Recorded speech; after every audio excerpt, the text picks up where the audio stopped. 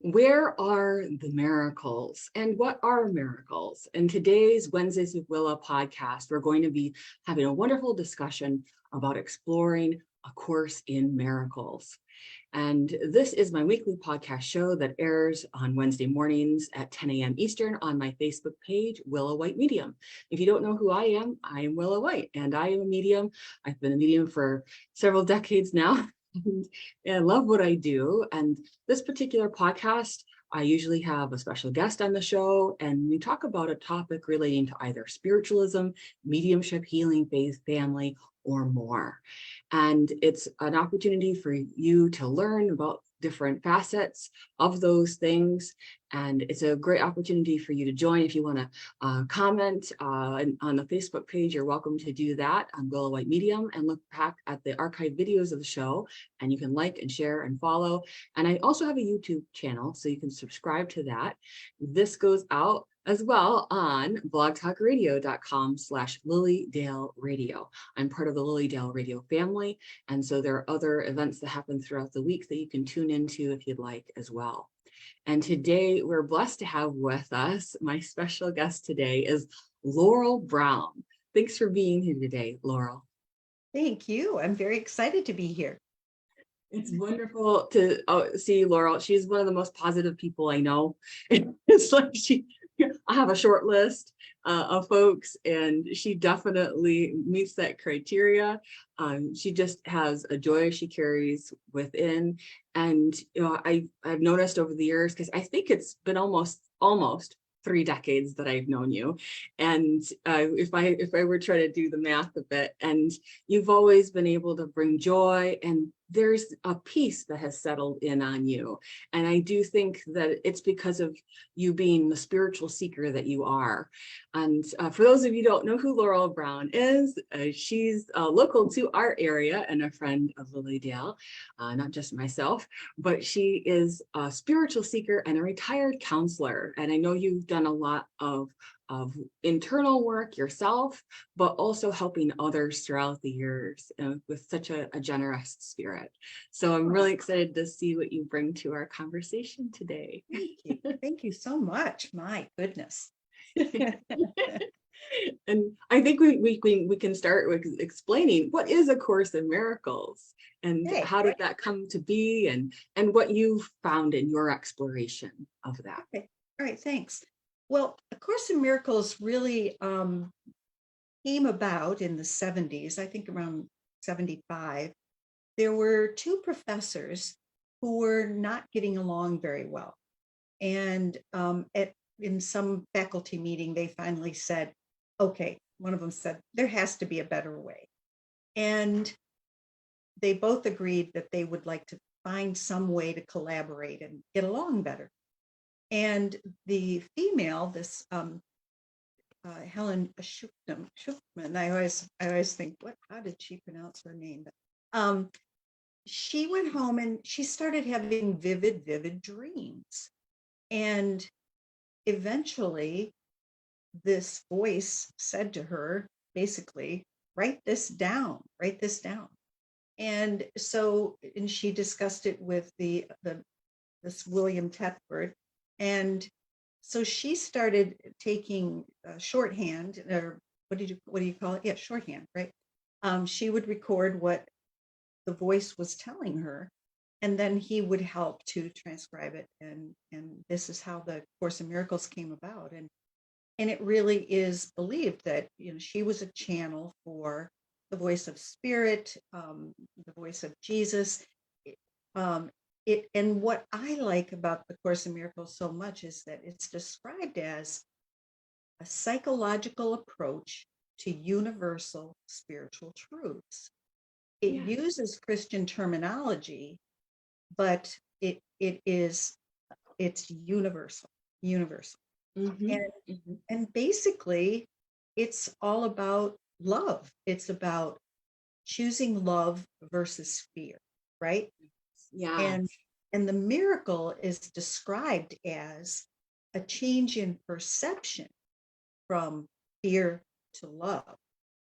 And then the Course really focuses on helping us to see that we are not these ego beings, the ego is, and I think that maybe traditional Christianity would be okay with saying, if you want to call it the devil, but it's really that part of us who's forgotten who we are, because we are all spiritual beings. Wayne Dyer used to say, we're spiritual beings having this physical experience. The Course takes it even a little bit further, saying we've forgotten that. We've all forgotten who we really are. And what I love so much is that our purpose here is to help each other remember, right? And the Course says, teach only love, for that is what you are. We're not these wretched sinners that many of us were raised to believe. And I never could buy into that. That always bothered me, in that God was going to condemn us to this hellfire and brimstone. I could never imagine a father wanting to do that, right? And so really the Course kind of teaches that this is the hell right here, that we are separated from our Father and from each other, because we see each other as these separate entities, these separate bodies.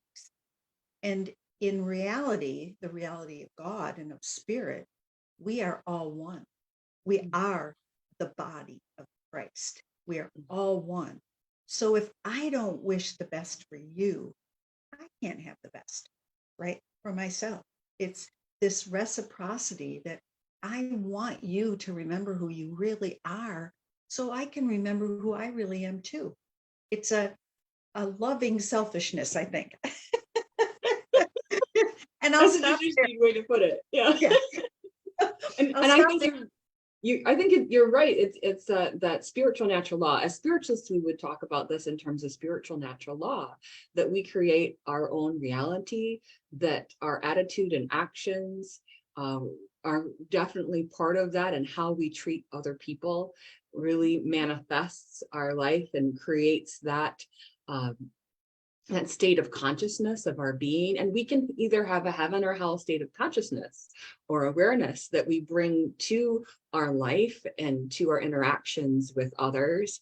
And I think it's so special that this Course in Miracles did stem from a disagreement. It's really interesting. Like, people can relate to this. There are times or people, there are situations or groups that we feel that we are not contending well with. And what do you do? This is a nice manual, if you will, a guide for folks. And if I just wanted to share this with folks, if I may, that Helen, the one who received the material, she describes herself as a psychologist, an educator, conservative in theory, and atheistic in belief. Yes. So that she didn't even think about that. Here she is getting God energy channeling through her. And she says, I was working in a prestigious and highly academic setting. And then something happened. There we go. And that's how stories are. And then something happened that triggered a chain of events I could never have predicted. And the head of my department unexpectedly announced that he was tired of the angry and aggressive feelings that our attitudes reflected, and concluded there must be another way. And so that's where she set out to make that discovery, this exploration, this personal exploration that was over the course of, I think, 7 years. Was it? Yes. 7 years that she wrote this, and they shared with each other this understanding. And as much as a lot of the things that are addressed in this book are theoretical and the concepts are there, there is this practice that is put in place just by thinking another way, a way of peace and love. Yeah, exactly. And Helen really fought the voice a lot. She was not happy with having to do this. And it was interesting when you read about how this came about, that she could stop listening to the voice, if somebody showed up at her doorstep or something, there were different times that the voice would communicate with her, and then the voice would just resume wherever, whenever she could then listen again. But she really did not want to be the one to have to be writing this down, because she did describe herself as an atheist. So that's pretty interesting too. You said something else about, well, just showing up, that she realized, okay, there does have to be a better way, and what's so nice, I think, what you said was something about the mind, right? The retraining of the mind. That's really what the course is all about, because we have been choosing fear for so long, and this perception of separateness, right? We in one of my favorite books is the Four Agreements. We can talk about that another time too, because I love that. But we've all been raised with these perceptions of the world, right? We label everything, desk, coffee mug, everything, Willa, Laurel. We put labels on everything, and we form an opinion about that because of the labels. And what's interesting about the course, and I know you have the 3 separate books. Here's the combined book that has the workbook, the text, and a manual for teachers, and it even has a whole description on psychotherapy, which is very, very interesting. Yes, and the actual workbook for students is 365 lessons, and you can start at any time. You don't have to start January 1st. Whenever you decide you want to try to do the course, you start with lesson 1. And I have done 2 years. I went through 1 lesson a day on my Facebook little video, and it's just amazing. And if some of you think, oh, this kind of feels silly, but when you think about the purpose of it, it really makes sense. So lesson 1 is, nothing I see in this room, on this street, from this window, in this place means anything. And you're supposed to look around the room and just say, this table does not mean anything, this chair does not mean anything. But as you go along, then lesson 2 is, I have given everything I see in this room, on this street, from this window, in this place, all the meaning that it has for me.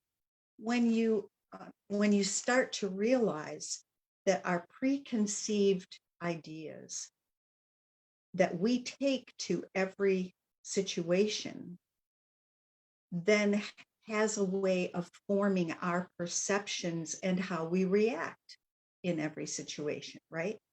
Yes. And getting back to the psychological approach that I like so much, because I was a counselor for so long, I think I still probably am, consider myself a counselor. Perception is, and projection, really. We project onto every scenario that which we perceive and we judge, right? And so I can look at whatever, a deer in my backyard. I love my deer in my backyard, and think, oh my goodness, that's so beautiful. But a hunter, of course, would look at the deer in my backyard and say, oh boy, that would Next taste. meal. Yeah. I mean, that's just a simple example, but that's why we get ourselves in so much trouble, because we think we think our projections onto everybody else, right? I project onto you, oh, there's this person wearing this really bright color. Isn't that pretty on her, right? Or I could say, oh, that's my least favorite color, Right.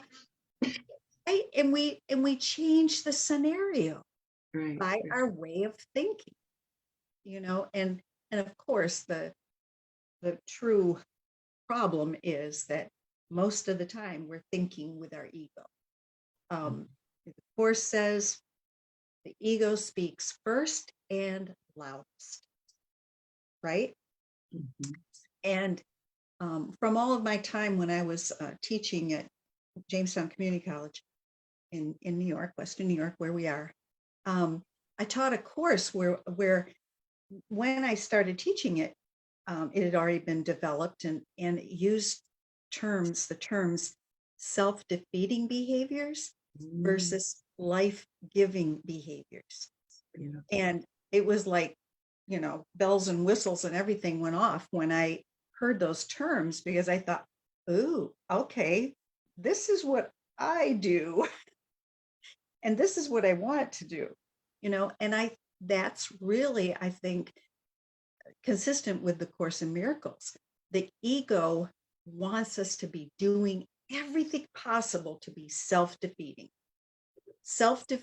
and others defeating, right? I don't want you to be successful. I certainly don't want you to be more successful than I am. I have to be more successful than you, or I have to be happier than you. I don't want you to be happier than I am. Those kinds of things, rather than saying, wow, if you're successful, then maybe I can be successful, right? If Yes. you're happy, your happiness spills over into me, right? When someone walks into a room and they're not in a good mood, right? We all kind of sense that. And really, that's the energy. And I'm sure, Willa, you can speak much more about energy than I can, but that's the energy. We're putting out energy all the time. And one of the 365 lessons is there are no neutral thoughts. Our thoughts go out into the world.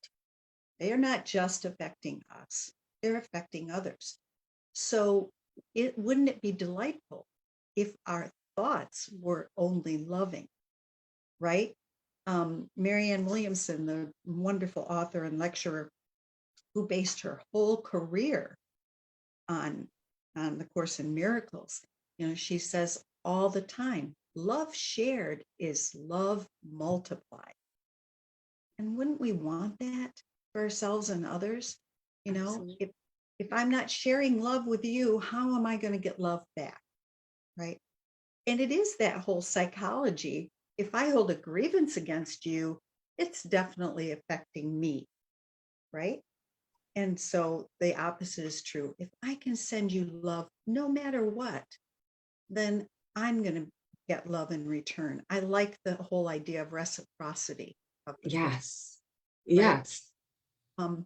And I've always felt, even since I was a little girl, I remember reading some story about some child halfway around the world that was suffering, and I was just crushed. I can still remember that feeling, that I felt so bad for that child. And we should be feeling bad for one another when there are disasters and famine and war, and we should want more for each other, right? And that's the Yes. miracle. Miracle is the change in perception from fear to love. So Yes. anytime you're not feeling peaceful, anytime you're feeling judgmental, sad, depressed, angry, think about it and catch yourself and say, wait a minute, am I choosing love when I'm choosing those thoughts? Or are those self-defeating thoughts based on my ego, right? Yes. So, Those are excellent questions to ask. So it's a self-checking that we have to go through, especially if we're wanting to achieve a level of mastery within ourselves and in our spiritual development. And so many spiritual teachers have studied the Course in Miracles. They've been inspired by that. I mean, Oprah Winfrey, Louise Hay, Marianne Williamson, like you said, Wayne Dyer, many others, including Eckhart Tolle. And there have been so many books that have then been written because of what happened in people's lives when they applied the principles of A Course in Miracles. And I just thought it'd be helpful to carry on with what you thought, what you were sharing about the thought, because Eckhart Tolle says something I think really will ring a bell with people and help them to understand the Course of Miracles a little better. If you've not done any work, or even if you have, you'll go, Eckhart Tolle got it right. He's the author of Power of Now and Hope, things like that. And he says, the purpose of the Course in Miracles is to bring you to a place where words are not needed anymore. It meets you, or not you personally, but the human being, where the human being is, in the realm of thought. The Course of Miracles would say that otherwise there's no meeting at all. It has to, first of all, meet the human being where it can be reached. And that is in the realm of thought. In the same way that a psychiatrist, in order to reach a deluded patient, there's no point in telling them, you're not Napoleon, however they think they are. You have to kind of enter into it. I thought that was an interesting way for Eckhart to describe that. Of course, we're like, are we all mental patients? Like, what is that? But it's this idea of we can be in that illusion. When they talk about Maya, or the illusionary force within Hinduism, or even in Buddhism, this idea of separation, when you separate from things, it's about separating from the attachment. And as you said, that first lesson is you have to separate from the attachment you have from it. And so it's an interesting thought that in the realm of thought, you're gradually being taken out of thought. So you meet in the realm of thought first when this course begins. And then throughout the course, thought is still used, but more and more in the later lessons, it points to stillness, to this inner stillness. It uses the use of the words is almost over now. And there is just a being in the stillness there. So it's really beautiful, the arc that happens within a person as they progress through this. And you're so right to pinpoint that thought. It's about that thought we have about ourselves and other people.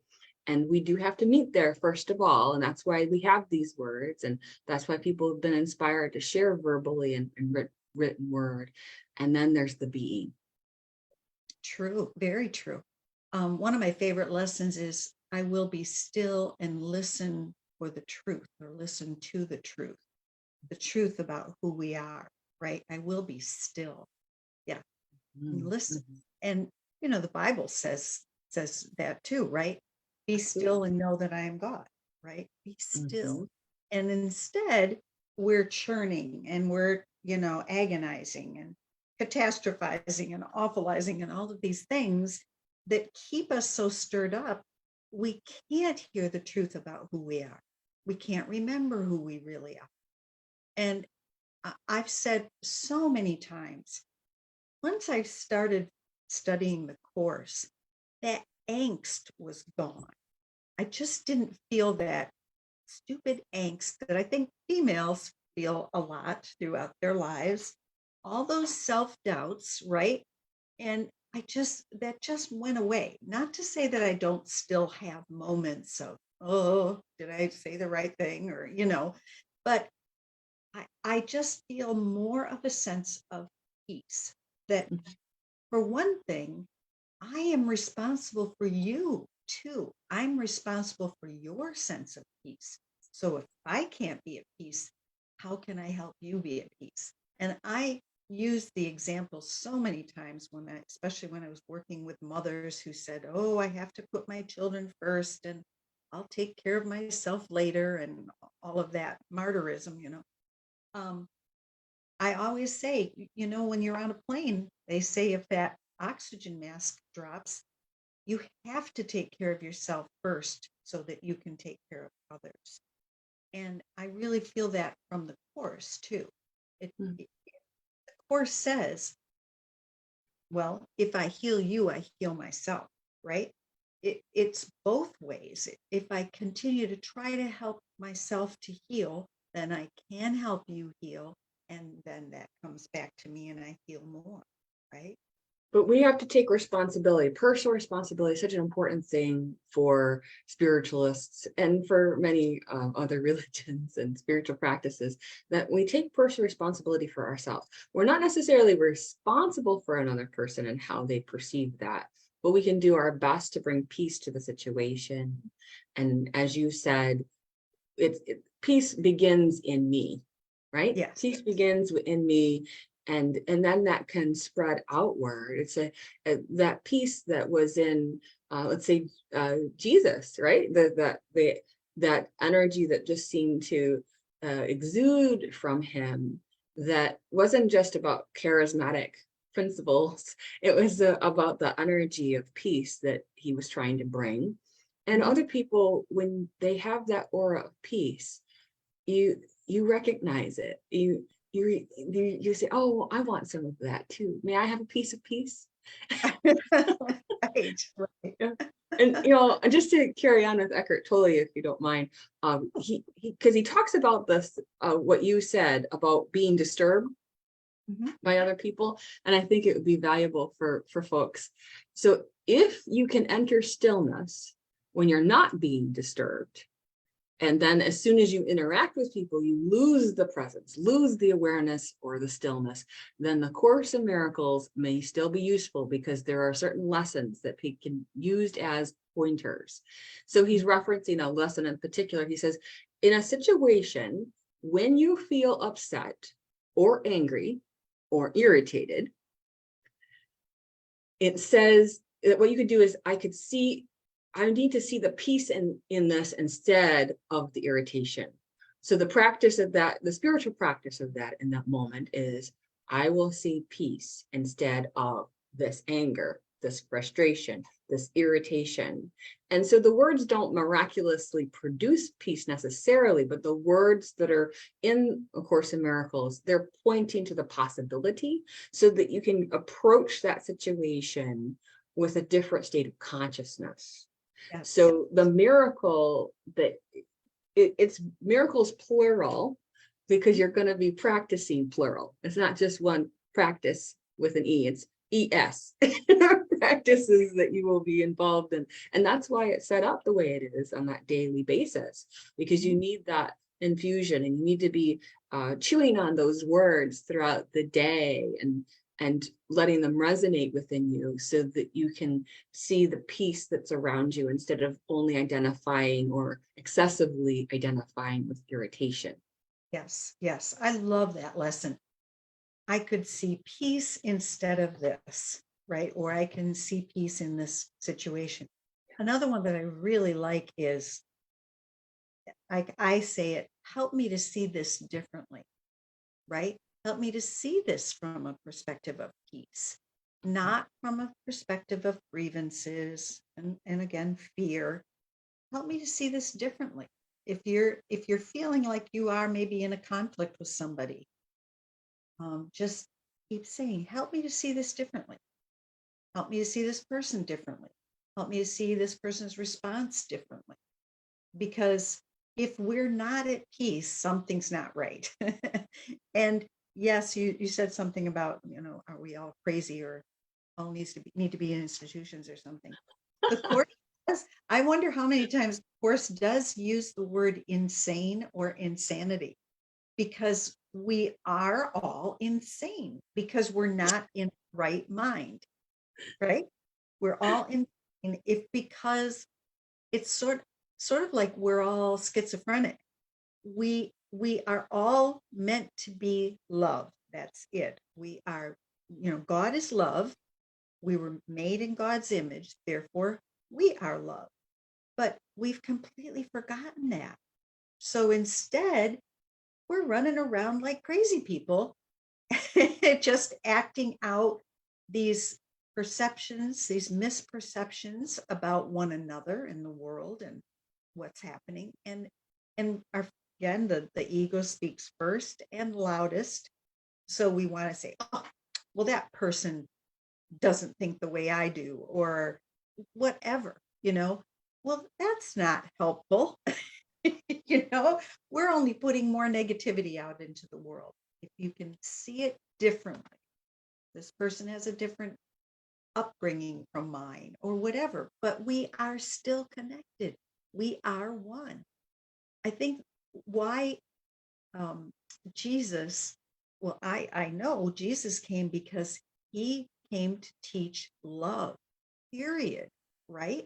He came to tell us we are love and we are meant to love one another, period. And any variation from that is pretty much the ego and us letting things run away with us. And we just need to come back to that idea that I can see this differently, right? Yes.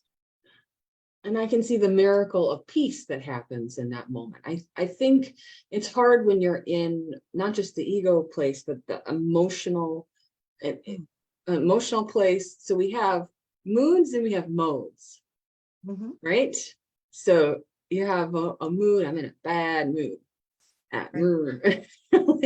Like how dare they, or why does this happen, what a stinky thing. Like you get into that. And then there's a mode is what happens when we start to long term that. So we would prefer to go into the mode of peace. Right. And yes, we attract more peace, but it's more about how we deal with the event. So it's not about what happens to you, it's how you react to it that dictates the event. And that's what you absolutely have control over. Mm-hmm. And in your own little realm of thought, your human beingness, which Right. is a beautiful, beautiful thing that we have this opportunity to express miracles within ourselves and to express miracles with others. See, there's the miracle of the self, and there's the miracle that you feel with others as you're in the movement of the dance of life. Mm. And we can all think back to moments where we felt that synchronicity happening in such beautiful ways. There was a harmony that happened, and those are things to not just reflect on with well, that was a good moment, but the others not so good. That was a good moment we can hold and see the other moments for what they truly are. Right. And I think this course does help people in that regard. And I wouldn't you also say that this is one of those kind of courses that it's good to have a study group with. It's good to have other people to bounce these ideas off of, to keep yourself a bit more accountable for reading it, but also to not feel that you're going through it alone, right? Right. Right. Yes, exactly. I do have my Facebook group, and people are welcome to join that at any time. I It's will post that later on, folks. So if you're watching this right now, I will post that later on in the among the title of this Mhm. particular episode, so that you can reach out to Laurel if you'd be interested in joining her Facebook group Yeah. that studies A Course in Yep. Miracles. And it helps me because every day I do a live video, and I generally now am just reading one paragraph, but I say, every sentence is so powerful. I can just do a paragraph and make some comments on that. They're very short, my little videos, but it helps me because of course as I'm speaking, of course, I'm an extrovert, so extroverts think as they're speaking out loud. But I always ask for the words of spirit. I ask for the Holy Spirit to speak through me, right? Help me to say your words, not my own. And I have said many times, I really should listen to my videos myself afterwards, because if they are not my words, I definitely will be inspired more by by listening to them. But just the fact that every day I just feel this commitment, even if one person watches the video and they get something out of it, that's wonderful, because I certainly am getting something out of it. I this course, just like I say, it's just changed my whole world. And it is I like the idea of it being, it's a course, it's a book, it's a course of study, but it's a course, it's a journey that we take together, especially if you're studying it with someone, you're on a path. And what are you going to choose? You know, every moment, every holy instant, every moment you can choose love or fear. And just to be reminded of that. And the course is very repetitive because, that's how you form habits or break habits, right? So it talks over and over again about how we need to be thinking about how we're perceiving a situation. How are we reacting, like you said, how are we reacting to that situation? And we need to just be mindful, be in the moment. The past is done, the future is not here. We've heard that so many times. But the course does talk about that. All we have is this holy instant right here.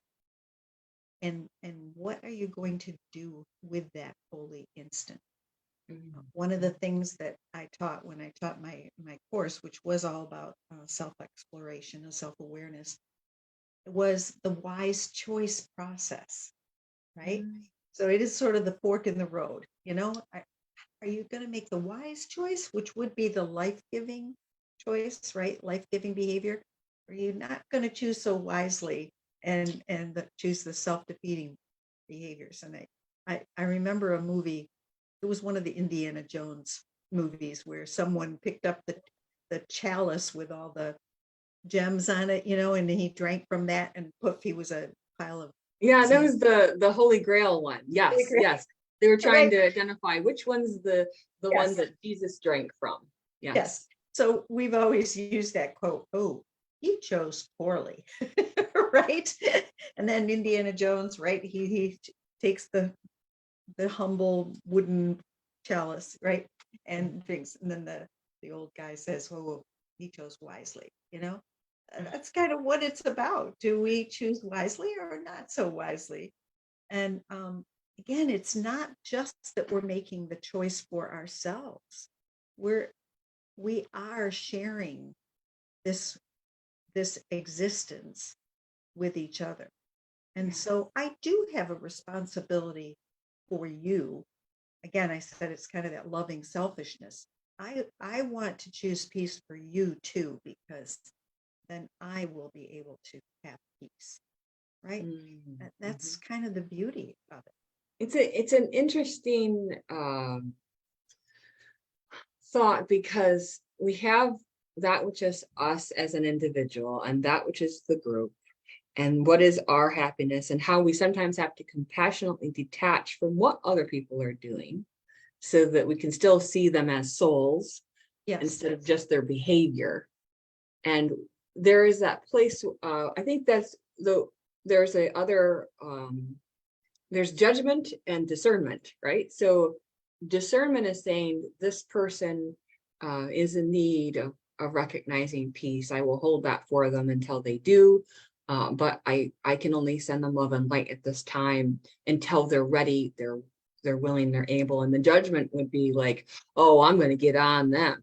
I'm going to make sure that I drive this into the ground, that they know how bad they are, that they know, like, dot, dot, dot, dot, dot. And so there's that that feeling of righteousness that can come in through judgment and other versions of judgment. That's very different from having the discernment, the compassionate detachment that is necessary for that, so that we can do life-giving things, as you said. I love that you brought those words in today. I think it's very appropriate.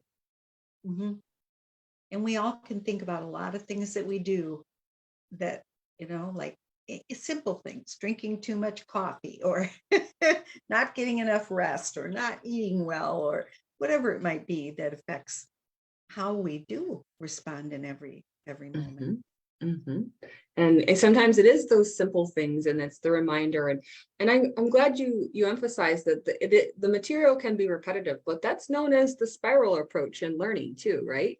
That you have to kind of cycle through things, and you're moving up in your consciousness. And the best books that I have loved throughout the years are ones that I've read and oh my goodness, that's an aspect, a delicious thing I never noticed before, or something I can appreciate the depth of more as I progress in my own life and understanding. And that's like what it's like to read the Bible. If you pick that up every few years, you're going through the Bible, you're going to see different facets of it that hit you differently. It's almost as if, yes, you're the same instrument, but you're tuned a little differently. Oh, that's good. Yeah, I like that. Yeah. Great. Laurel likes music too, so she's a musician herself, so she knows that one to strike the chords, right? Yes. Actually, the chapter that I'm reading from now is when we were talking about just, the paths and different choices. The chapter title is The War Against Yourself. And the section that I'm in now is called Above the Battleground, right? So when we are in the battle, either against ourselves or others, which ultimately is against ourselves if we are attacking others, right? It uses the word attack a lot. And that's the ego. Ego wants us to feel attacked and to attack, right? And when we're above the battleground, when we choose not to be involved in the battle, then we see face to face, right? I love the scripture.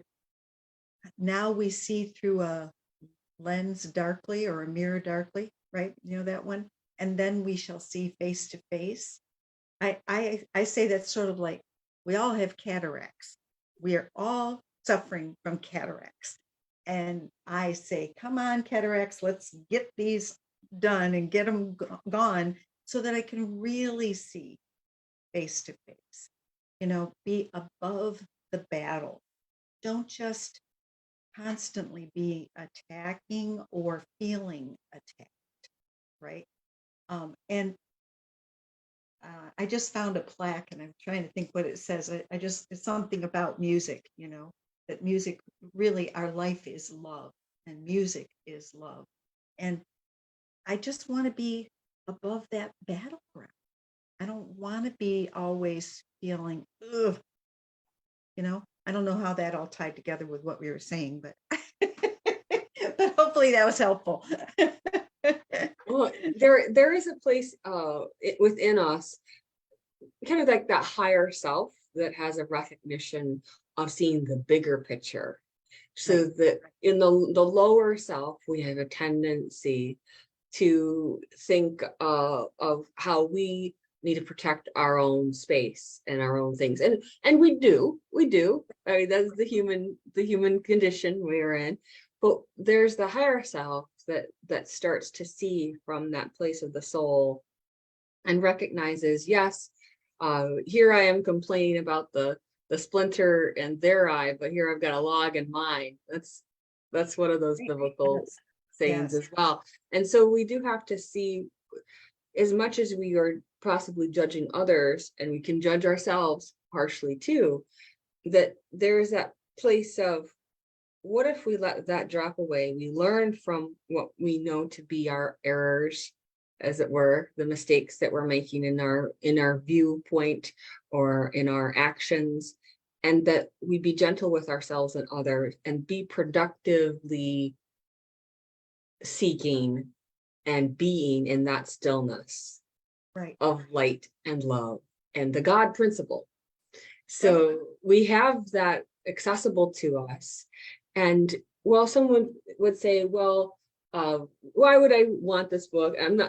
Laurel and I are definitely not trying to sell books, but we are giving this, we thought it would be great to, for people who are looking for a resource that they're really in that place of, I don't know how to set aside this anger in my life, these frustrations, these irritations, these the woulda, coulda, shouldas of all of those things in my interactions with other people. And you're really seeking some words that you can hold on to and incorporate within yourself knowing that it takes a while.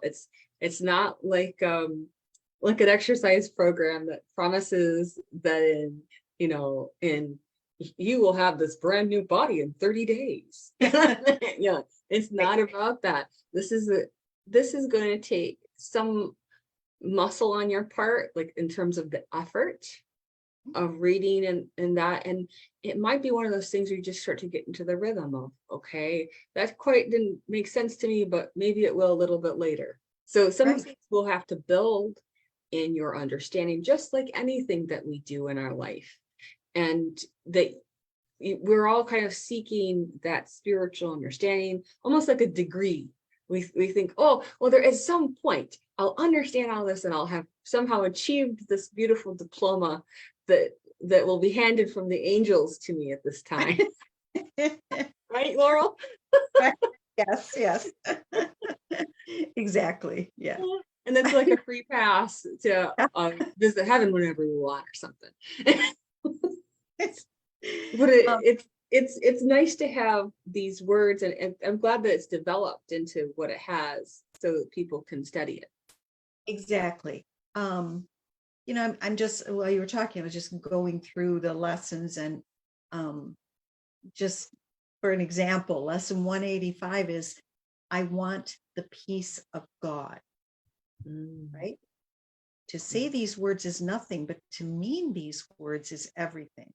If you could but mean them for just an instant, there would be no further sorrow possible for you in any form, in any place or time. Heaven would be completely given back to full awareness, memory of God entirely restored, the resurrection of all creation fully recognized. I mean, that's just one paragraph out of one lesson. And I don't know, for me, it just makes sense. It just hits me in that core of my being, I think, that Yes. this is the way we're meant to be. God wants peace for us. It is our inheritance from him. That's another thing that's talked about a lot. Our inheritance from God is peace and joy and everlasting life, right? Salvation. And the atonement, I love how the Course uses the atonement. For me, it is the at one-ment, where we are at one with each other. And so there is no more strife. There is no more struggle. That's priceless, that's just wonderful, I think. And it's already here. That's the other part. We never really did separate from God. And that's a part of the Course that's kind of hard for me to grasp, is that this is all some kind of an illusion that we are experiencing right now, right? We never really left God. But we've forgotten that knowing. I think when you're talking a lot about perception or beliefs, there's a difference between perceiving something, which is usually from the ego, and knowing, which is from our true spirit, right? I want that knowing. I don't want the perception where I'm keeping all my own stuff onto everything and saying, oh, okay, well, that must be right. My way must be right, or more right than yours, that kind of thing. Well, sometimes it's more right for us in that particular moment than it is for another person. We have to recognize, like, for some people, this Course will be what's right for them and not for other people. You definitely can't force this on a spouse or a family member or a friend before they're ready. You can't give people information until they are ready to take it on. I like to say you can't give a first grader ninth grade material. It just doesn't work that way. So they have to kind of get to that place where they're ready, they're open, they're willing. And all we can do is work upon ourselves and know that they're working on themselves in other ways. And there may be other things that lead them to peace, lead them to happiness. Hopefully it's this or something better. That is the way I would affirm that for for folks. And I do think that as you say, that when we are in that mode of perception, there's been a lot of words today about the sight and about how we envision our world and how we interact with other people.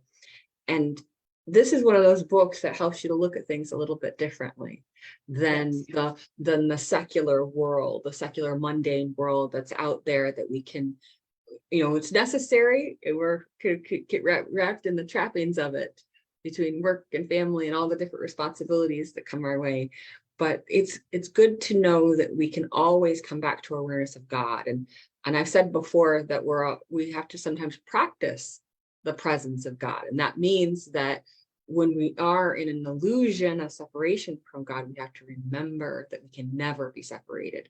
And this is one of those courses where so many spiritual teachers talk about it, because it helps to connect every day to inspiration and help and guidance and grace, right? And then you can heal blocks that you might have that are blocks to you experiencing love or forgiveness or happiness, and kind of work into that place of living with a purpose, from purpose, and maybe being a bit more courageous in how you deal with your emotions and other people too.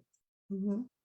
Yes. It's not just all about making yourself oh, I'm just a piece here. Oh, there sometimes we have to courageously or harness that which is the bold to go forward. And so I think whoever anybody is in the dance, it can speak to you. Right. I did want to mention that Marianne Williamson used to do a Tuesday night live stream from a church in New York City before the pandemic, but you can still go on live stream and watch some of her previous ones. And also her website is wonderful, just marianne.com. And she has so many different resources, about the Course in Miracles. And just to watch some of those, she does an hour-long lecture and then an hour-long question and answer. So it's very, very informative. It really a nice is. resource. If you're not too much of a reader, it's nice to have those videos. Exactly. To let those words sink in those ways, especially for someone who's studied it for such a long time and teaches it regularly. Right. And there are other groups, the Foundation for Inner Peace, the Miracle Network. There are other groups that have been studying the Course for decades and have lots of courses too. Getting back to something about what we were saying, the quote that's often used in the very, very beginning of the book is, it says, what it says, what the Course says. It says the Course is a beginning, not an end. No more specific lessons are assigned, for there is no more need of them. Henceforth, hear but the voice for God. He will direct your efforts, telling you exactly what to do, how to direct your mind, and when to come to him in silence, asking for his sure direction and his certain word. And then in bold letters, it says what it says. Nothing real can be threatened. Nothing unreal exists. Herein lies the peace of God. And that is massive when you think really nothing real, who we really are. Our true spirits cannot be threatened, right? And nothing unreal really exists. And herein lies the peace of God. That's pretty amazing. It's the part about the Course that I said that, that this is all an illusion, although apparently Albert Einstein said this is, life is all an illusion, albeit a very persistent one, I think he said, or something like that, I don't worry about that I can't possibly perceive that this is not real, but when I can say what is eternal is always eternal. right? Yes. And Yes. that cannot be threatened. That is what's real. That's the permanence versus the impermanence Yeah. of all of this. Beautifully stated. Any last words that you'd like to share with folks today? I know we're coming to the Yeah. end of our time, and it's been great to have you Oh, share about this. it goes so fast. One of the prayers in the course that a lot of people refer to, and I have it actually engraved in a stone beside my gate as I go out to get to my car. What would you have me do? Where would you have me go? What would you have me say? And to whom? Mm, Isn't that wonderful? beautiful. And just asking for that guidance for every moment possible, ask for the voice of God. The Christian church talks a lot about the Holy Spirit, and yet I don't remember really learning very much about what that meant. And it is the voice of God, and we're meant to ask for that voice. Speak through my lips, you know. Let me have your thoughts. Let me hear your voice only. And if I can hear that, if I can be your voice, right? That's the miracle. That's the miracle. Yes. That's a huge miracle. Huge Yeah. miracle. And to know that that's what helps a person show up when it's time to show up for another person, be that to help them through an emotional issue or physical issue or a spiritual mindset that they may need to switch around about. Like, there are all kinds of things that people are needing help with, and that divine spark that's in you is so connected. It's your instant line to God, the creator, the source of all, of the web of existence. And we have only to ask and put ourselves into that right intention and that right practice. And we've got it. The more we practice that, the more we just say, I don't know why, but I need to go talk to so and so, or I need to go to such and such a place. And you may not understand why in those particular moments, but it's because the guiding force of the divine is working in your life to put you into position to for your own good and for the good of others. And we have to engage with ourselves on the intuitive level, but also our free will of letting God have that back. We're here to experience the divine, and sometimes it's a balancing act between what we can feel as destiny and what we know to be free will. But when those merge together and you can see how you're aligned and in attunement, it's incredible. And that's happened in my life. It's you can just feel the hand of God is on you Yes. in those moments. I like the word attunement, the Yes. attunement and the atonement. The at-one-ment, yes. Yes. Time goes so fast. I know Blog Talk Radio is trying to end here, but thank you so much, Laurel. This has been wonderful. And I encourage people, if you are interested in studying Course in Miracles, we've talked about the different resources that you can tap into online, getting your own book if you want to. And Laurel has a wonderful Facebook group that you can join. And as I said, I will post that as soon as this video ends. So the people who are watching this on the replay, it's already going to be there for you. But you'll be able to click into that to find out more information about Laurel's Facebook group. Is there another way you want them to contact you at this time, Laurel, or is Do by email? Yeah, I'll put the email up as well so that people can do that. So go to the Facebook page after the show is ended, and you'll be able to tap into things if you would like to be part of Laurel's beautiful resources of A Course in Miracles. It's been so beautiful to connect with you today, and these words that you shared. Just to be in that space of the miracles for a little bit. I don't know about you, but I could feel a bit of the sparkle during those words. And thank you for all that you do.